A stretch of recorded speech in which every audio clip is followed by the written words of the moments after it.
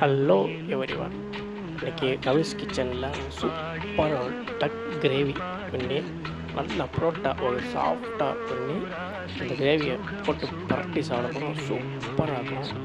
Duck gravy and parotta one of the best combination. டக்கில் வந்து flavour ரொம்ப நல்லாயிருக்கும். டக்கு வந்து கொஞ்சம் சத்தும் கூட நல்லா நிறைய ஆன்டி ஆக்சிடென்ட்ஸ் அளவுக்கு நல்லா நோய் எதிர்ப்புக்கு இந்த டக் நல்லா இருக்கும்.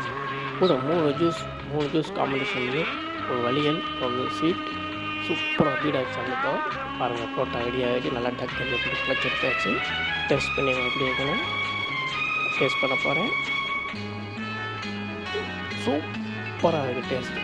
பட்டை கலப்புக்கு டேஸ்ட்டு. லெக் பீஸ் சாப்பிட்டேன். டக்கோட லெக்